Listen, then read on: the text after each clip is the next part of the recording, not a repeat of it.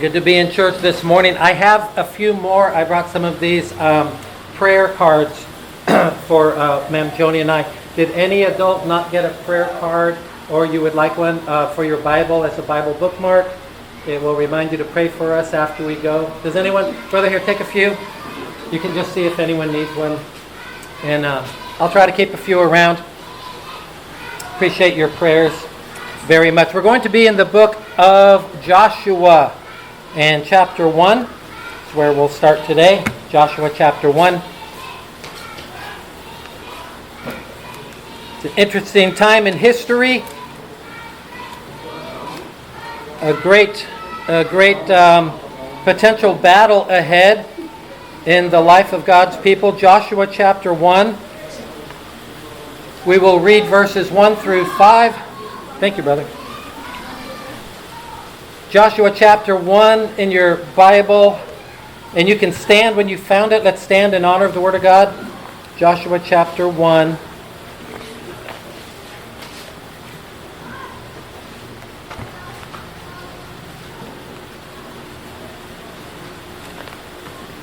And I will read verses 1 through 5. Joshua chapter 1. Follow along in your King James Bible.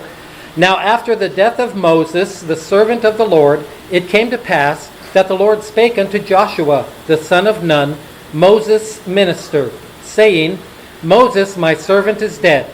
Now therefore arise, go over this Jordan, thou and all this people, unto the land which I do give to them, even to the children of Israel. Every place that the sole of your foot shall tread upon, that have I given unto you, as I said unto Moses. From the wilderness and this Lebanon, even unto the great river, the river Euphrates, all the land of the Hittites, and unto the great sea, toward the going down of the sun, shall be your coast. There shall not any man be able to stand before thee all the days of thy life. As I was with Moses, so I will be with thee. I will not fail thee, nor forsake thee. Let's pray.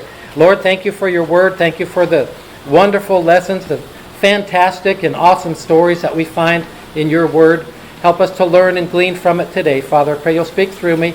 Bless our preaching time together, and pray you'll minister to all of us in a special way. In Jesus' name, amen.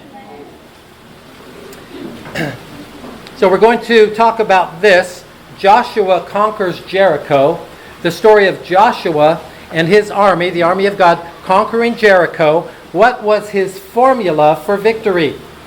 Now, I love meeting as we travel people who are serving their country or serving their community. If they are in uniform and they are law enforcement. Yesterday we met 4 police officers from the area, and we talked to them for a while, and it was good. I prayed with them because our leaders, our community leaders, need our prayers also.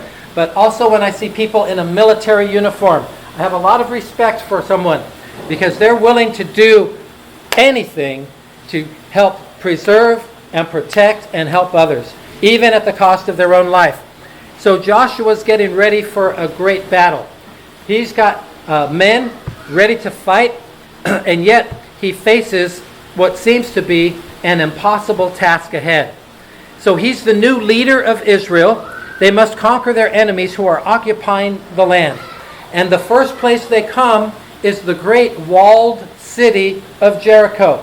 So we have to use our imagination. There are some ruins available where architects have imagined what maybe the walls were really like. So we're pretty sure they are big walls. They're very tall walls. They're very thick walls. Even some that I've seen might have been double walled. There might have been, because the city was up on a hill, there may have been one wall closer to the city, and then down the hill another barrier. A double barrier is possible. I've even heard some people talk about how big some of these walls were, how thick they were, because you think, oh, maybe instead of going over the wall, we'll just break it if you're trying to battle someone and get through their wall. Well, to get through a concrete block is hard enough. But I've heard stories where the wall is so thick that maybe it would be about 5 meters thick. or maybe 6 meters thick, or maybe 7 meters thick. And that's a lot of wall to try to go through and try to destroy. In chapter 2, we see that Joshua prepared by previewing the enemy. He sent 2 spies up into Jericho. 2 spies, they sort of snuck in the gate because they've got the great big strong gates to the city of Jericho, and they snuck in. Maybe they dressed a little differently so they didn't look like they were spies, right? And verse 1, chapter 2 and verse 1, the Bible says, "And Joshua the son of Nun sent out of Shittim 2 men to spy secretly, go view the land, even Jericho, and they went." I think that is great strategy that he had. He is like the general. He's the leader of the army, and he's thinking, now, what's the best way for us to defeat this enemy? God told us to, and what is the best way that we can do it? So he's figuring it out, and he has the idea to send in 2 spies. I like that idea.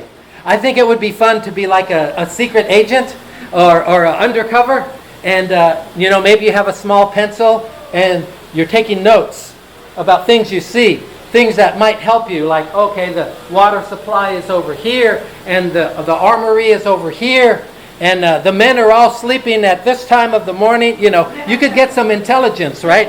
And I think that's really good. The first thing he did was prepared by previewing the enemy. But another wonderful thing that God told him to do was to preserve the memory of their past. The children of Israel have an incredible history.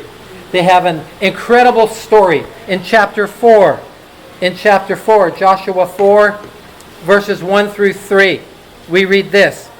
"And it came to pass, when all the people were clean passed over Jordan, that the Lord spake unto Joshua, saying, Take you 12 men out of the people of every tribe, a man, and command ye them, saying, Take you 12 stones, and ye shall carry them over with you, and leave them in the lodging place where ye shall lodge this night." We also see in verse 9 that they also set up 12 stones in the Jordan River as well. That's 2 memorials. 2 memorials. Today, keeping a record of something is no problem. Today, people are keeping records of what you do even without you asking. If you have a gadget, if you have a phone and a connection, if you're ever on Wi-Fi, there are people keeping track of you, watching you, following what you're doing, and sometimes you don't want people to keep a record of everything you're doing. But listen, in these days, in Bible days, they didn't have that. If somebody wanted to keep a record of something important, they would have to write it on a scroll. Or they maybe would take a big stone if it was something important, and they would maybe chisel in a message or a remembrance of something that happened. So the children of Israel are at the Jordan River, and God allows them to pass through the Jordan River, and He wants them to remember what God did for them. Listen, God wants you to remember what He has done for you before. Amen. God does not want you to forget how good and merciful and loving and kind He has been to you. He wants you and me to remember these things. And these stones were there so they would remember, but not only them. Listen, it's important for you to pass on your faith, to pass on your stories, to tell about the miracles and the working of God in your life. It's easy for us to forget. Sometimes God will do something amazing for us today. Just the other day, Ma'am Joni, she got a text from someone, and it really encouraged her very much. But even if God encourages us one day, sometimes 1 or 2 days later, something's happening for me if I'm driving and I'm behind a tricycle and he's going very slow because he has no fare. And so he's going about 0.5 kilometers per hour. So, a sleepwalking person could walk faster than the tricycle because he wants a fare. And so he's looking at everybody. Do you need a ride? Do you need a ride? Do you need a ride? And I'm behind him. And I'm trying to do something. And if I can't get around, it's like, why do you not drive faster? Because I'm behind you and I don't want to be behind you. But when things happen like that, we easily forget how good God has been to us already. And the Lord did not want them to forget, ever. So they took these stones from each man a tribe. Remember, there were 12 tribes. And we're in the book of Joshua, if you have your Bibles with you. The book of Joshua. And he wanted them to always remember God opened up the waters so that they could pass and come into the promised land. And he wanted their children to remember that. He wanted their grandchildren and their great-grandchildren. And because it's recorded in the Word of God, he wants all people in the world to know what great and mighty things that God had done. They remembered all that God had done for them before. So now, what will God do for you next? Has God blessed you in the past? Amen. Hey, let's think. How will God bless me next? Has God used you to be a help or a witness to somebody before? How will God use you? How will God use me to be a help or a blessing next in the future? The next thing that we see, after Joshua prepared by previewing the enemies and preserved the memory of the past, we see that he was promoted by God in the sight of the people. In Joshua chapter 4, in verse 14, the Bible says, "On that day the Lord magnified Joshua in the sight of all Israel, and they feared him as they feared Moses all the days of his life." When you and I follow God, when you obey God, when you do the will of God, we are magnified in the sight of others. Serving in God's way is an example for others. 1 Corinthians 11:1. I will read it. 1 Corinthians 11:1.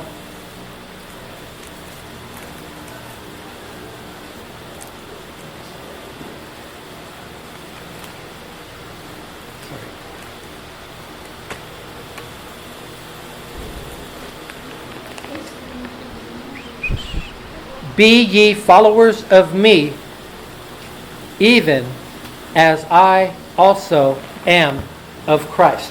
That's for us. That's for us to follow Christ. In the Old Testament, Moses and Joshua were followers of God. As they followed God, they led the people. They led the nation. And when they did that, God magnified them. God gave them respect in the sight of the people. God honored them in the sight of the people. And He lifted them up so that people were more willing to follow their leader. You know, in history, there are some great generals. In history, there are some great presidents. And I wonder what it was like for people years ago in history to have served under some of those people. I really wish I could have seen it. We have a saying. I don't know if you have a saying like it. The people will sometimes say, "I wish I was a fly on the wall." I wish I could have been a fly on the wall. Do you understand the words? A fly. How do you say fly in Visayan? Huh? Dupan? Langaw. Langaw. I wish I could have been langaw on the wall. What does that mean? I don't want to be a fly, do you? No, but if there was something happens and like you're very interested, oh, what did they say? What did they do? How did they react? Oh, if only I was a fly, langaw, on the wall. If only I could have been close, or a spider in the corner, right? I won't use any other insects, it'll get crazy. But if only I could have seen and listened and heard and watched. Oh, it would have been so amazing. It would have been incredible. Where was I? That's what I wonder. That's what I wonder when I think about these great things in history that have happened. If only we could have seen it and heard it and maybe observed it. Here's something that Joshua did. He had the people get right with God and be circumcised. You remember they were in the wilderness, and for 40 years they were trying to get out of the wilderness. And when I was young, I used to think wilderness meant the jungle. But it doesn't mean jungle. It just meant they were not in the right place where God wanted them to be. They were wandering. They were out of God's will. But in that time frame, they had forgotten some of the laws of God. You know, if you travel, sometimes we'll work with a church and we'll find out one family is not all in church because one or two of the parents, they went OFW and they're taking a good job somewhere else. Well, when you're somewhere else, we have to be careful as believers not to become like the people or the ones who are not loving and serving God in another place. Maybe they don't assemble. We still should assemble. Maybe they don't read the Bible. We should still read the Bible. Maybe they don't get together with Christians. We should always get together with other Christians. Joshua had the people get right with God. They needed to be circumcised because they had not been doing that. By following God's law, they were honoring God and they were following God's instructions. It displayed commitment and sacrifice to the Lord God. In a way, it was like them having a fresh start. From now on, I will obey the laws of God. From now on, I will do what I know God wants me to do. That was their heart. Today, we can have a fresh start in our lives if we too would get right with God. We only need to confess our sin and go forward in obedience to God's commandments. They kept the Passover in chapter 5 and verse 10. That's very important. That's one of the most important and prophetic events in all of the Old Testament. Let's take a look at Joshua chapter 5 and verse 13 through 15. We're going to see how Joshua had a holy ground experience. So here he is trying to do right, trying to command the people, lead the people. Remember, there were millions of Jews, and Moses was this bigger-than-life leader, this bigger-than-life person who people loved and admired and feared, and we knew he talked with God, and he walked with God. And even one day he was with God, remember? And he came down the mountain, and his whole body and his face, what was it? Shining and glowing. Can you imagine? Maybe that's you and me one day. Maybe one day when we hang around God a little bit, so close, and we're with the Lord in heaven, maybe just being around God, we become more like Him, and we shine the love of God and the beauty of God. And Moses looked like that. And along comes Joshua, and now he is the new leader. And it's so difficult sometimes because people compare you to the previous leader. And people want you to do things the way the other man did them. So God had to do a special work in Joshua's life. Chapter 5, verse 13 through 15, the Bible says, "And it came to pass when Joshua was by Jericho, that he lifted up his eyes and looked, and behold, there stood a man over against him, with his sword drawn in his hand. And Joshua went unto him, and said unto him, Art thou for us, or for our adversaries? And he said, Nay, but as captain of the host of the Lord am I now come. And Joshua fell on his face to the earth, and did worship, and said unto him, What saith my Lord unto his servant? And the captain of the Lord's host said unto Joshua, Loose thy shoe from off thy foot, for the place whereon thou standest is holy. And Joshua did so." God gave Joshua a holy ground experience. God did something so special for him that he knew God cared for them, that God was instructing them, that God was near them. God cared. God would lead. He would provide, and God would even bring the victory. How nice it is when God does something in your life. When God encourages your heart to show He's still in control. God has got this, even when we don't understand how the things will actually turn out. Joshua had to follow God's plan and put it into action. Let's read chapter 6 and verse 3. The Bible says, We'll start in verse 2. Verse 2 and 3, chapter 6. And the Lord said unto Joshua, See, I have given into thine hand Jericho, and the king thereof, and the mighty men of valor. And ye shall compass the city, all ye men of war, and go round about the city once. Thus shalt thou do 6 days. Joshua received very strange instructions from God. These men knew how wars were won. They knew how battles were fought. And this was not the way you fight a war. This was not the way you win a battle. But it's more important to obey God's leading. It's more important to follow God's instruction than your own experience even, than your own knowledge of how things work in the world. We observe that the men of God were among the people. In chapter 6 and verse 4, I'll read it to you. The Bible says, And 7 priests shall bear before the ark 7 trumpets of ram's horns.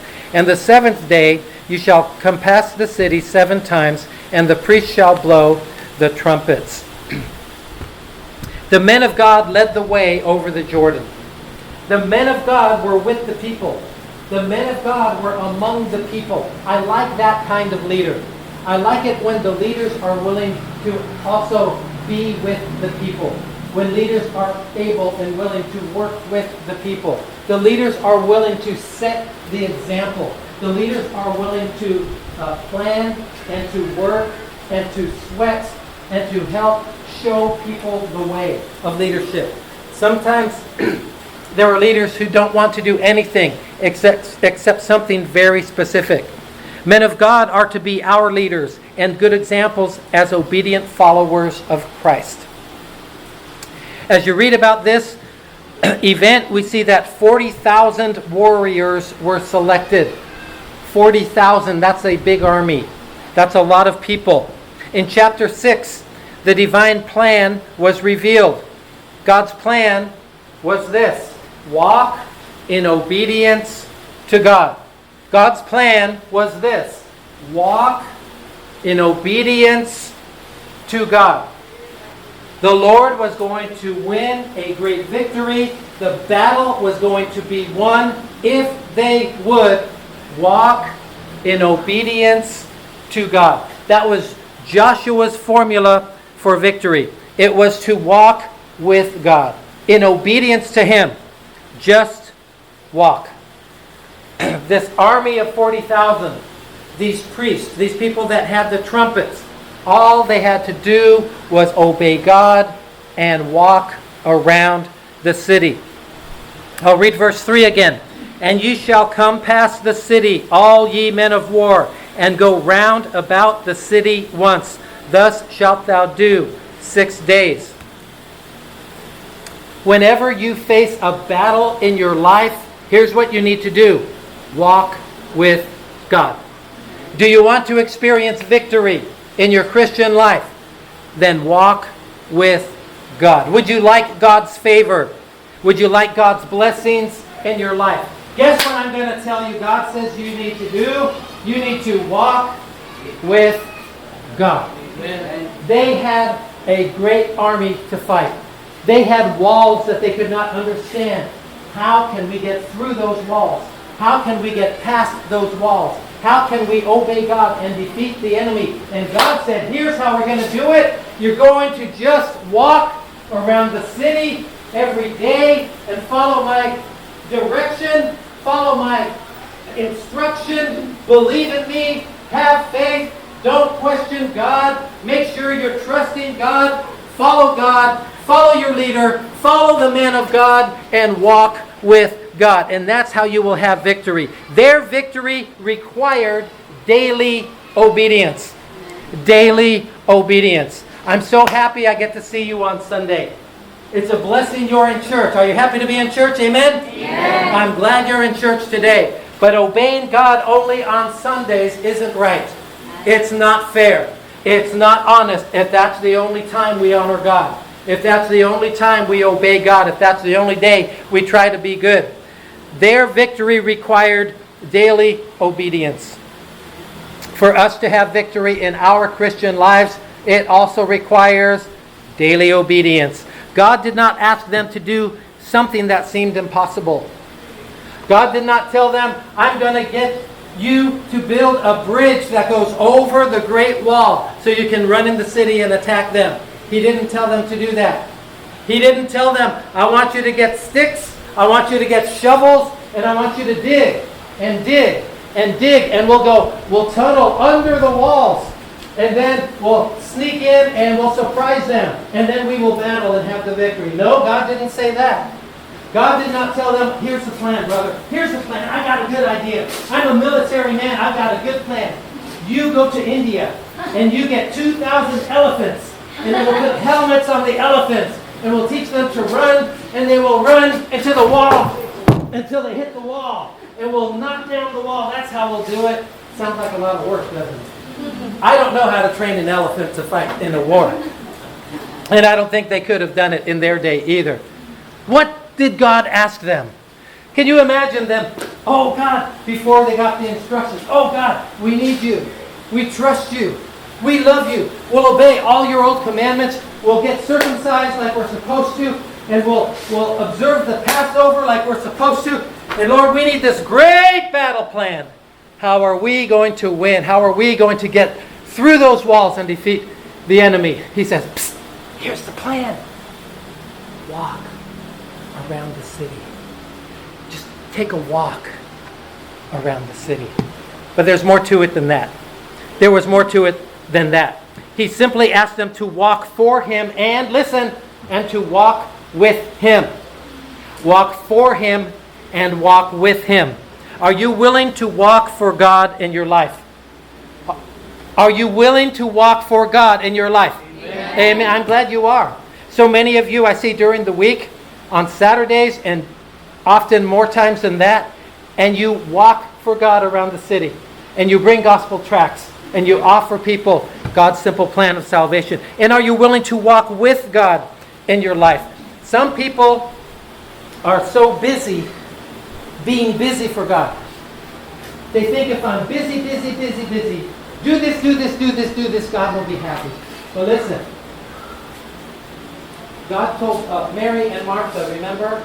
They were both trying to honor the Lord and serve him. And there's a time to work for God. There's a time to be busy for God, but it's not always busy is best. No. There was a time where the best thing was to just sit at the feet of Jesus. Amen? Amen. Just sit at the feet of Jesus. Why? Be in the presence of the Lord.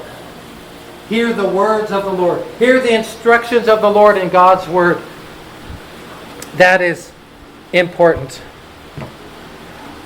The walls of opposition may seem huge. You may have a battle in your life. You might find out next month that you have a disease. It could even be cancer. It could happen in my life. It might seem overwhelming. That's okay. Listen, walk with God if that happens. Walk with God. You may not see the solution to your problem, but that's okay. Walk with God. He can solve your problem. God can meet your need 100 different ways. Why? Hey, He is God. Amen? He is God. We talked about it in Sunday school, as is coincidence to what we're teaching today. God's all-knowing, all-powerful. He can answer your prayer. He can meet your need in ways that we can't even imagine. Just walk with God. Just walk with God. Don't be in a hurry. We also need to wait on God. Wait on God. Wait for God's timing as you walk with God. They had to wait on the Lord for 7 whole days in silence. How do you say silence in the science? Kilo. Can you imagine your mouth being kilom for 7 days? Not one word. Can you imagine an army completely silenced? A whole army, kilom. The priests, the trumpeters, all these people They had to obey God because this was God's victory and God's battle. You know what? When we obey God, all the glory goes to God. Amen. When we do it God's way, all the victory, all the accolades, all the praises go to God.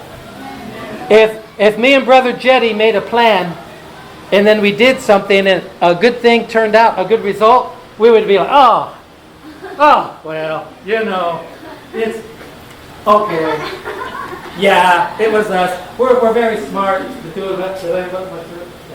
We're very smart when we work together.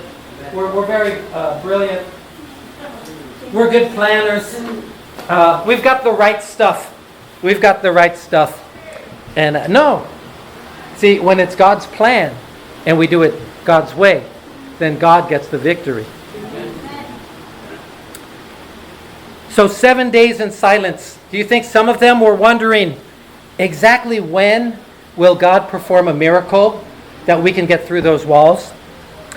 Exactly how will God have us, use us for this miracle to come to pass? And maybe some of them thought this.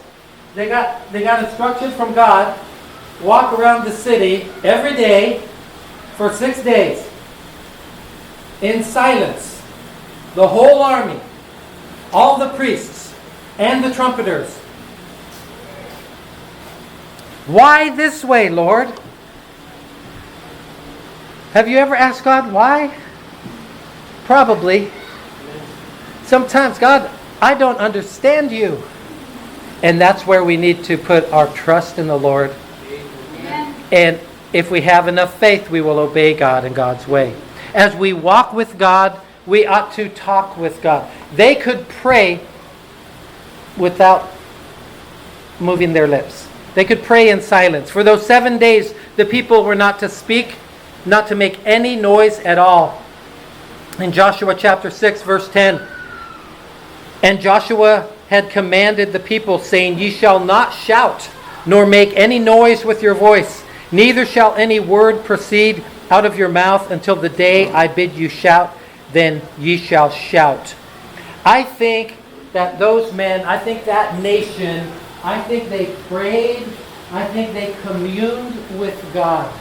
I think they were close with God in a special way for those 7 days. They could not talk to each other. They could not open the Bible and read it out loud. They could read it in silence, but not out loud. Sometimes silence is best. Remember this verse? Psalm 46:10. Be still and know that I am God.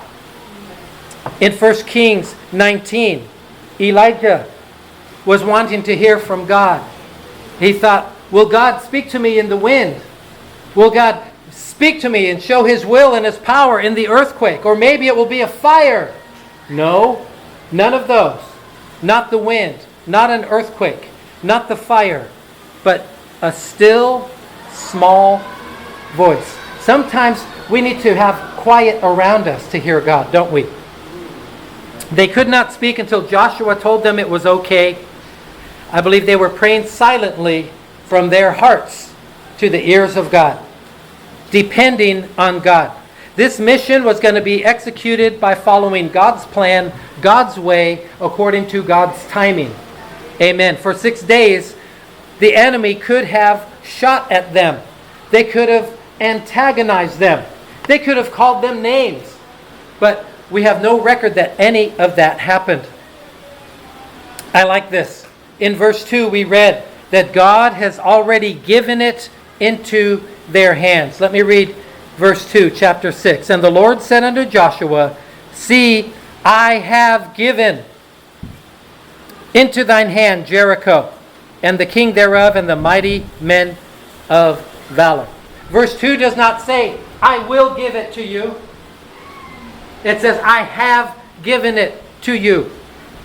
The view from God's throne room covers both space and time. In God's timetable, they already had the victory. But we are limited to time. So we have to advance in obedience to God to get to the place where that victory is. God's timeless perspective tells us that the victory is already won. We need to do this. Do not be afraid to claim the victory that God has given you. Claim the promises of God. Claim the victories from God. We see that the priests trumpeted every day in verse 4. Have you ever heard the trumpet that they used to use in the old days? I think most of the time, as far as I know, it was from the horn of a ram. It was a big ram's horn, as a matter of fact. I don't know how they got it off the ram. Maybe they, like this, or maybe they wait till the ram's, dinner, and then save the horn. But the big horn, and they would blow in it. And it wasn't like a trumpet, but they would blow that horn. It was a distinctive sound. And they blew that horn every day when they marched around the city. What were they doing? Listen, they were proclaiming God's truth. They were showing their obedience to God. They were showing that they were trusting God's plan. There were 7 trumpets trumpeting. The number 7 is the number of completion in the Bible. The number 7 is perfect. The number 7 means it's all done. It's all completely done. I like that. You might say today, Brother Bolton, I don't have any problems in my life right now. I don't have any trials in my life right now. What should I do? I'm glad you asked. Here's what you should do. Be faithful and walk with God. Walk with God. When things are good, walk with God. When things are difficult, walk with God. If all of these men were not faithful, they would have been in disobedience to God. I believe the first miracle before the walls came down was that all these people for 7 days were silent. That is a miracle. How does that happen? Because they loved God and they wanted to obey God. They would not have had the victory at Jericho. They shared the same vision as their leader. It's good to have a vision. It's good to have an end goal in mind. It's good to have a leader that has a plan, and it's good to we say, get on board. Get on board with the plan. So it must be like a boat or a ship. And there's a captain on the ship. And the captain says, we're going here. If you get on board the ship, then it means you're like-minded with the captain. You're like-minded with the leader. And in a church, you're like-minded with the pastor. We're going here. And you get on board, it means I'm with you.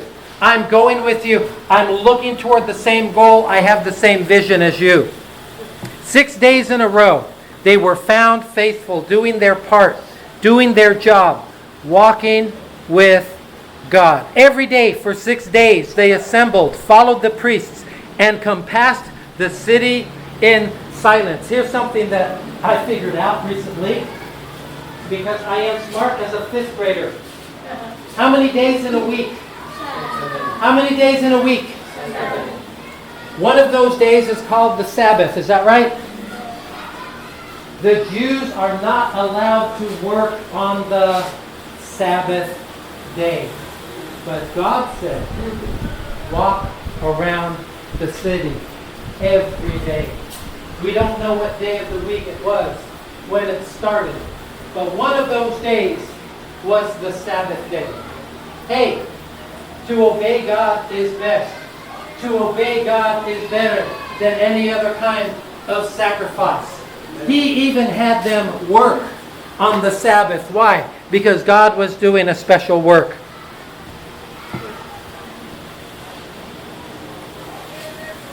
Every day they assembled. Every day they followed the priests. Every day they walked around the city in silence. They might have been some people who were afraid.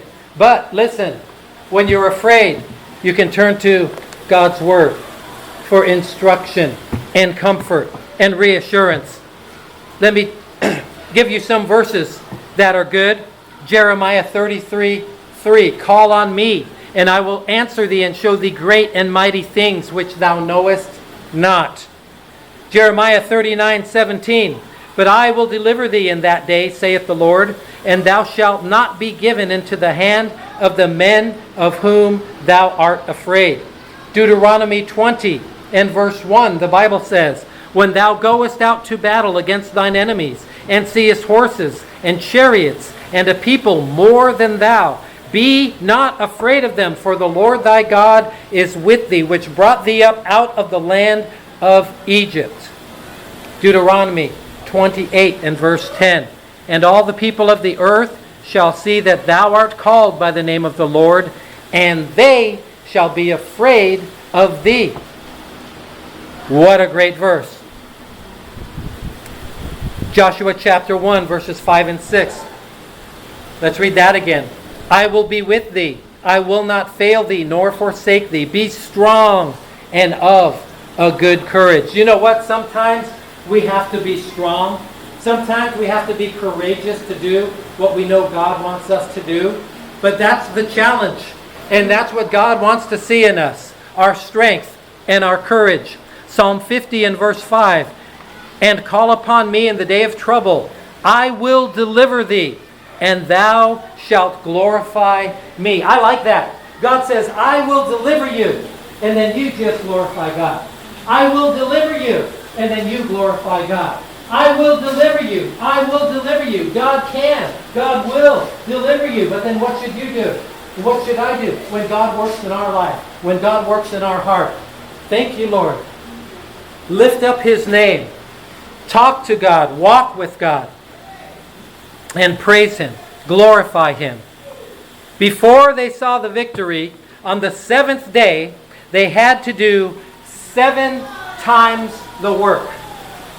On day 7, they had to do more labor. They had to invest more time. They had to apply more faith. They had to do more of everything right before they saw the victory. Can you imagine on day 1, after they walked around the wall, they looked at the wall. Do you see any cracks in the wall? Do you see any stones that fell out of the wall? No, not yet. Day 2. How does the wall look now? Is it still standing? Yeah, it's still standing strong. Day 3 and day 4 and day 5. Let's look at the wall. How does the wall look now? How does our obstacle look?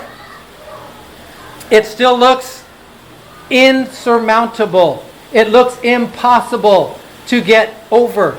It looks impossible to go through. It looks impossible to go under. It all looks impossible.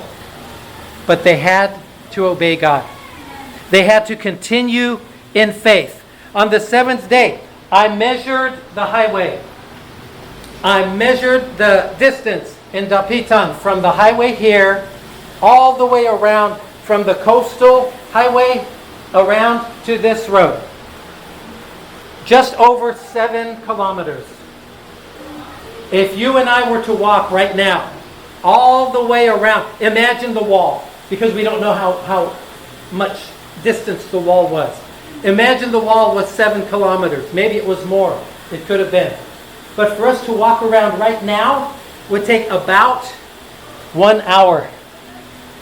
I think if you're very small, it might take 1 hour and 20 minutes. Small steps. Or if it's so hot, but in one day to walk around, imagine walking all around the town on the highway.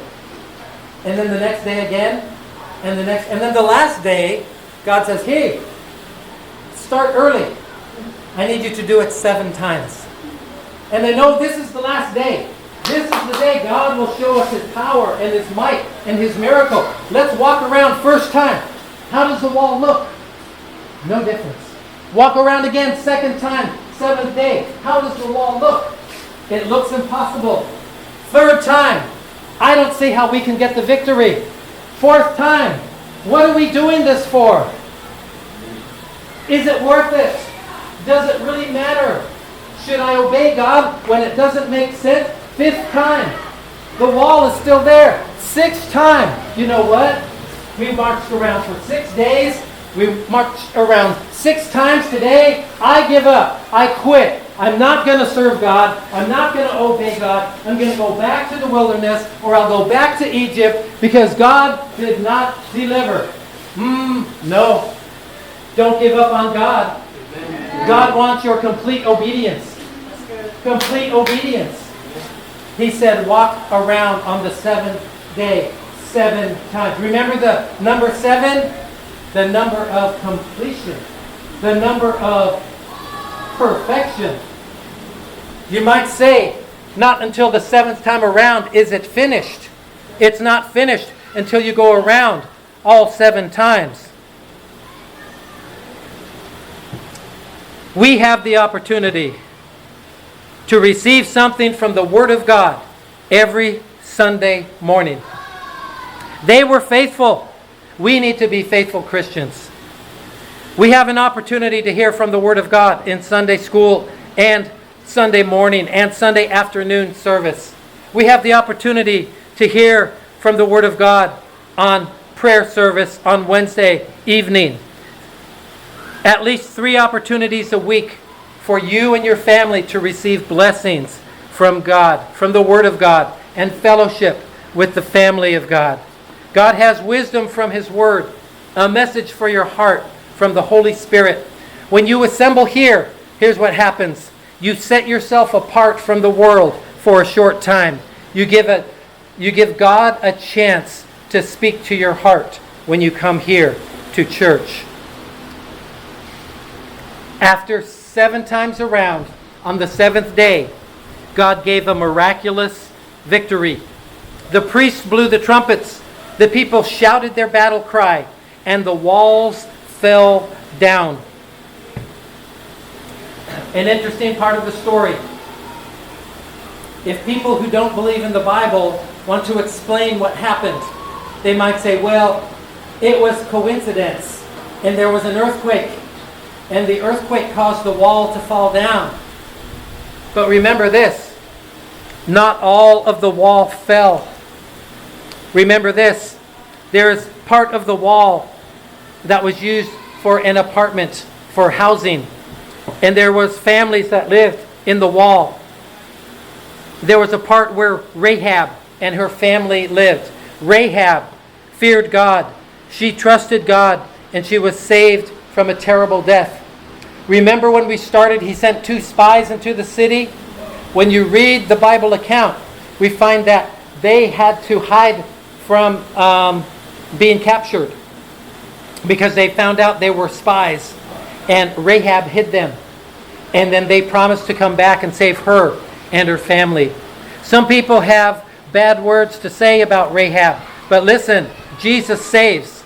Jesus saves no matter what your background, no matter what your past, no matter what your personal history.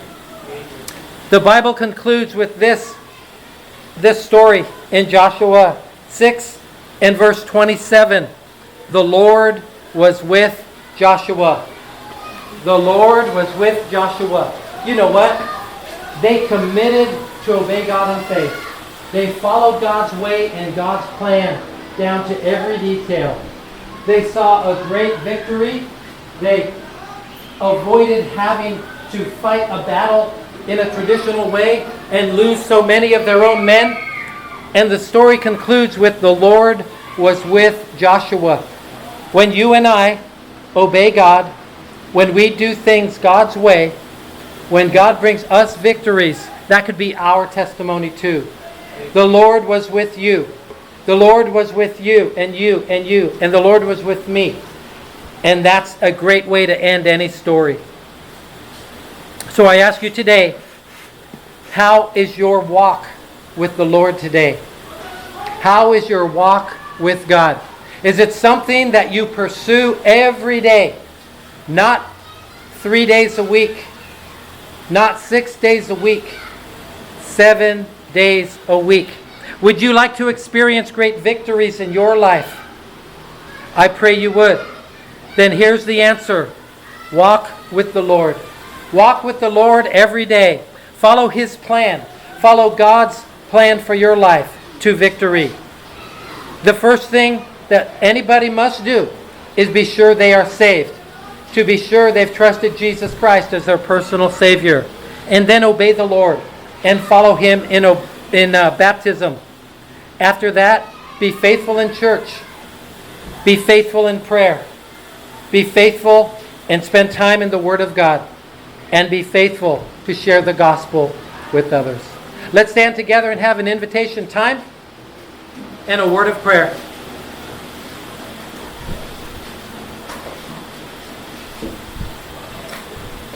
Let's bow our heads and close our eyes. Heavenly Father, we thank You for this example. Thank You for the faithfulness and the obedience of Joshua and the nation of Israel, who decided to do things Your way. Lord, You made it easy for them. All they needed to do was obey You and walk with You. And Lord, You also commanded that they walk for You. And they were every day a testimony to You. Father, I pray as we have a short invitation time, as the music plays today, I pray that we will reflect on our own hearts and consider, have I been walking with the Lord like I should? Have I been trusting in God? When I see obstacles and great walls in my life, have I been trusting You with the answer? Have I been doing things Your way? Or have I been trying to do things my way? As the music plays, I pray, Father, that You will speak to hearts and that we will respond to the message as You lead us. Help us make sure, Lord, that we belong to You, that we're saved. If there's any questions on baptism or anything else, I pray that we'll respond to the message and deal with it today. In Jesus' name, amen.